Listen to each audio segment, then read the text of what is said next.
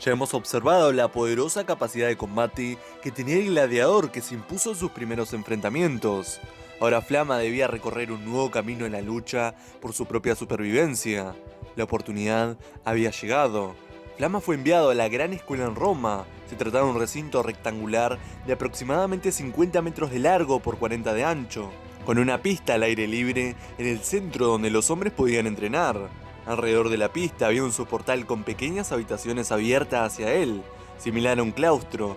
Las habitaciones eran solo de 3 por 4 metros, pero cada hombre le correspondía su celda, en la que podía permanecer solo. Había una cocina, un hospital, una armería e incluso un cementerio.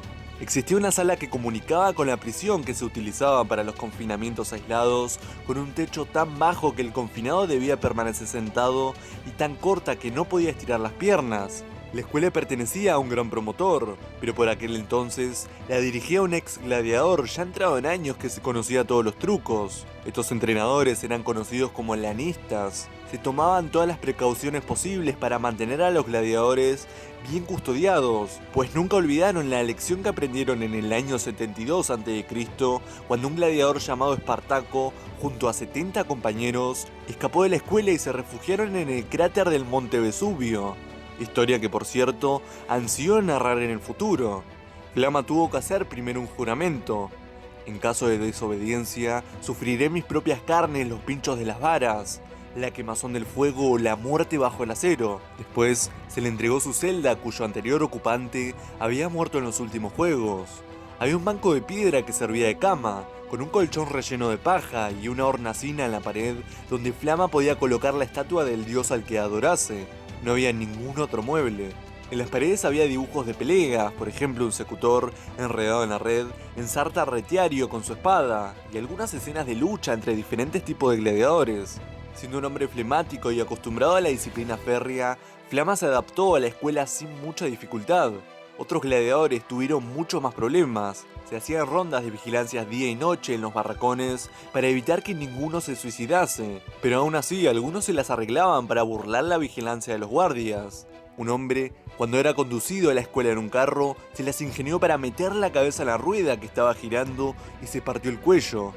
Otro cogió un cuenco de agua, lo rompió en trozos pequeños y se los comió. Flama no podía comprender qué les incomodaba tanto a estos hombres. La comida era buena, la cama cómoda y les llevaban chicas una vez por semana. Solo tenían 20 luchas al año y no sufrían largas marchas, ni emboscadas por sorpresa, ni interminables campañas como en el ejército. Podía no ser el mejor estilo de vida, pero para Flama no había de qué quejarse. Durante las primeras semanas se estuvo entrenando golpeando con una espada contra un poste de madera en la pista y después contra un muñeco colgado de un palo, todo bajo las órdenes del lanista. Tuvo que aprender a usar su mano izquierda tan ágilmente como la diestra, pues algunos luchadores probaron el polvo por culpa de un buen zurdo. Con el fin de fortalecer sus músculos, le dieron armas 2 veces más pesadas de las que tendría que utilizar en la arena. Después luchó con otros gladiadores con armas romas. Al fin se disputaron asaltos reales, pero se interrumpían cuando había algún herido. Todos los hombres comían alrededor de una mesa muy larga y su rancho era preparado cuidadosamente por dietistas expertos. Tomaban una gran cantidad de carne y cebada, la carne por su contenido en proteínas y la cebada porque existía la creencia de que recubría las arterias con una capa de grasa que les prevenía de morir desangrados por una herida. Quizá lo que le convenció a Flama para convertirse en gladiador, más que cualquier otra cosa, fue la armadura tan vistosa que le habían permitido llevar en la arena. Como hijo de campesino romano pobre, nunca había poseído nada realmente admirable en toda su vida y al fin y al cabo era un tipo bastante simple. El entrenador se fijó en el estilo de Flama y decidió utilizarle como postulati, luchando con una armadura completa, una espada y una maza contra todos los atacantes, que podían llevar todas las armas que quisieran. Su primera aparición pública como gladiador profesional fue en unos Ludi Privati, juegos patrocinados con capital privado ofrecidos por un político. Durante las semanas anteriores al evento, anunciantes profesionales habían recorrido la ciudad escribiendo reclamos para los juegos en cualquier sitio, incluso en las lápidas. Todavía existen viejas lápidas en cementerios romanos con la inscripción "Prohibido fijar anuncios". Hacía un día espléndido y una gran multitud acudió a llenar el circo. Los propietarios de las casas aledañas desde las que se veía el anfiteatro alquilaron sus tejados a la gente que no había conseguido un sitio en las gradas. Posteriormente, esta fuente de ingresos desapareció ya que elevaron tanto el circo máximo que no se podía ver desde afuera. Después de que el vencedor del combate anterior diese una vuelta al ruedo montado en su cuadrilla alquilada, desfilaron los gladiadores, cada hombre con su armadura y llevando las armas con las que iban a luchar. Debía resultar magnífica la escena de las armaduras brillando al sol, las plumas de los cascos agitándose, los poderosos gladiadores recorriendo la arena con pasos enérgicos y los 50 instrumentos de la banda tocando una marcha. Los gladiadores se detuvieron frente al palco privado del emperador y, levantando su mano derecha sin titubeos, gritaron: «Ave César, los que van a morir te saludan». Entonces se volvieron y en formación militar marcharon hacia sus aposentos.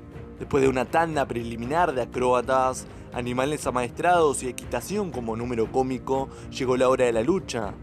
Los gladiadores se enfrentaban a un grupo de prisioneros de guerra germanos. Esto sucedía porque un gladiador bien entrenado constituía una inversión muy valiosa y los lanistas evitaban todo lo que pudiese ocasionar la muerte innecesaria de sus hombres. La mejor manera de proteger a un gladiador era enfrentarle a un luchador no profesional. Cuando un gladiador luchaba contra otro, el encuentro con frecuencia estaba arreglado, al menos en este primer periodo. Incluso cuando el populacho pedía la muerte para el caído, el que había salido victorioso solo fingía acabar con él.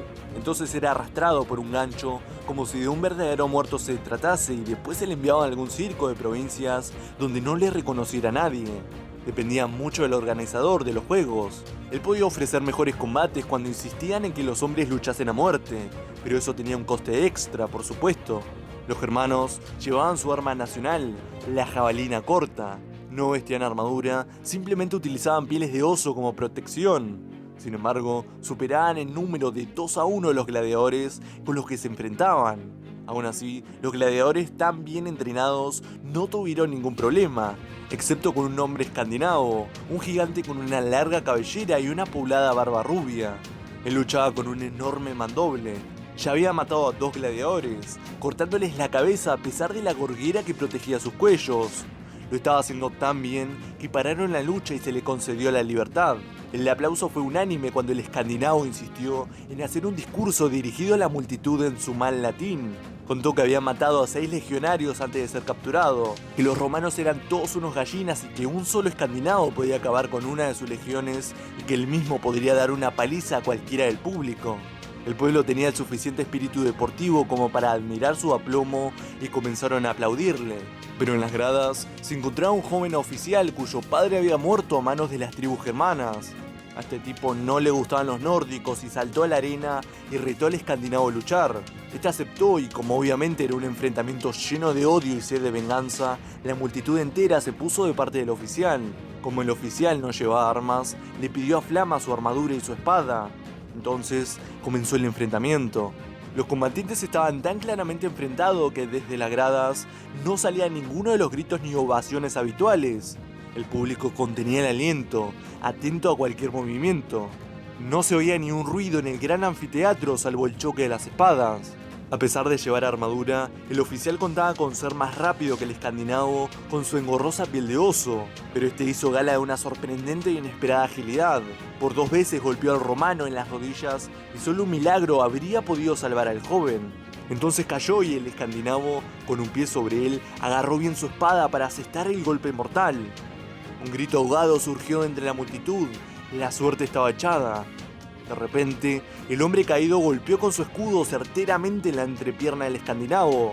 Cuando el gran hombre estaba retorciéndose de dolor, el hombre rodó fuera de su alcance. De un salto se puso en pie y clavó su espada en la axila de su oponente, que no estaba cubierta por la pesada piel de oso. El escandinavo se derrumbó mientras el público gritaba con una excitación delirante y la banda tocaba frenéticamente.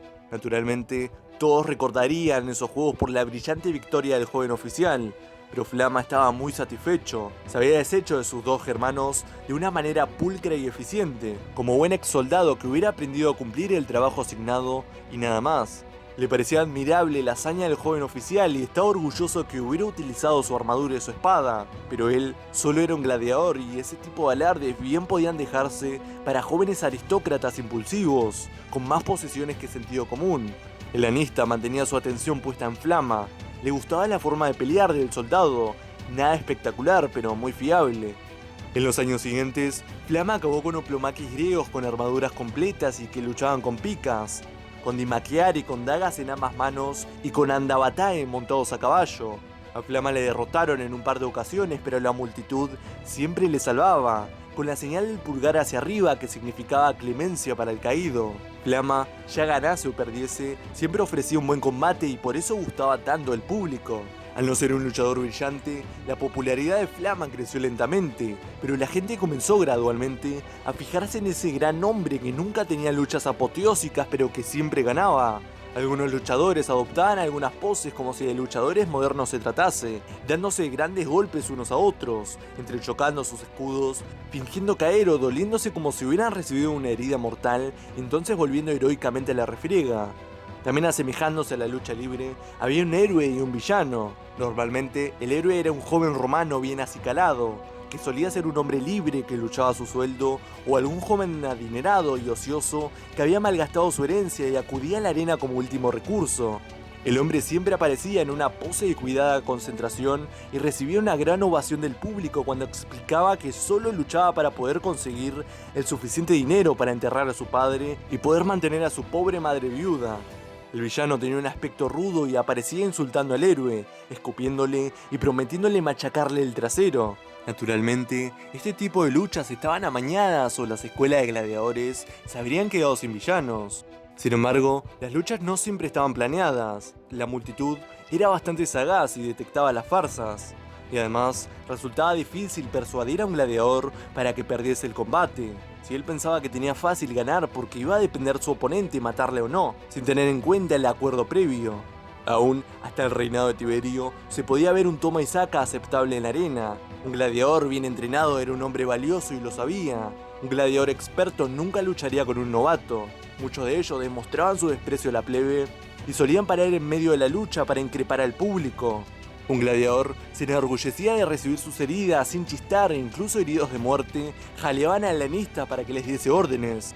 Al lanista le estaba permitido permanecer en el borde mientras sus hombres luchaban y daban instrucciones. Esto le era de gran ayuda a Flama, ya que era demasiado comedido y a menudo necesitaba a alguien que le gritase «Inténtalo con el gancho bajo la hombrera» y cosas así. Lentamente, tras un arduo trabajo y una suerte considerable, Flama se convirtió en uno de los gladiadores de más fama de Roma. Nunca fingía un combate, siempre lo hacía lo mejor posible y poco a poco fue ganando adeptos en la ciudad. Los escultores tallaban estatuas con su efigie. Su cabeza aparecía en las monedas representando a Marte, el dios de la guerra. Le invitaban a cenar en casa de los ricos y una dama adinerada le otorgó una propiedad. Él nunca alcanzó lo que el gladiador Spiculus, que había conseguido un palacio regalado por Nerón, o Beinaius, a cuyo hijo se le concedió un título, pero Flama estaba conforme. Después de un exitoso combate, fuera el que fuese el que organizaba los juegos, debió ofrecer al ganador un cuenco de monedas de oro con la cantidad exacta que el público hubiese decidido. También, como Diocles, Flama vendía consejos para la lucha, y tuvo una gran idea para conseguir que dos gladiadores que luchasen tuviesen el máximo de posibilidades para sobrevivir ambos. En aquella época, un gladiador debía luchar durante 3 años.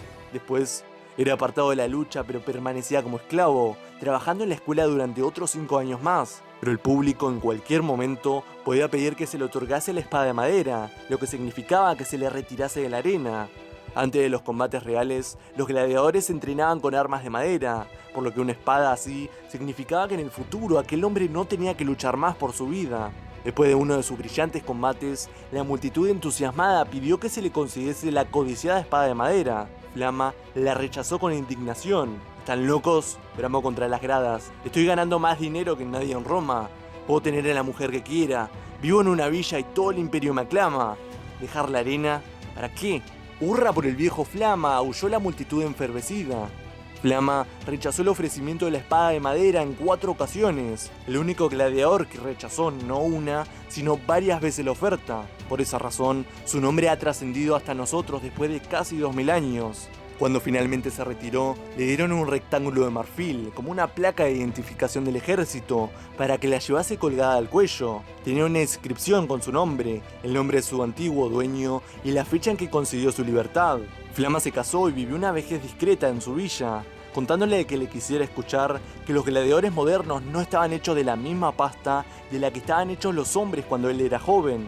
Cuando murió, su devota familia esculpió en su tumba la lista de sus victorias. Jamás habría un luchador tan apasionado como él. A pesar de que el escudo había sido colgado, los espectáculos en el Circo Máximo seguían dando un sinfín de emociones. Nos toca conocer los combates más salvajes y crueles que la historia romana conoció. El hombre contra los animales. Pero eso, lamentablemente, será cuento para otra noche. Si te gustó el video, dale me gusta y suscríbete al canal. Y a no olvidar, la paideia es eterna.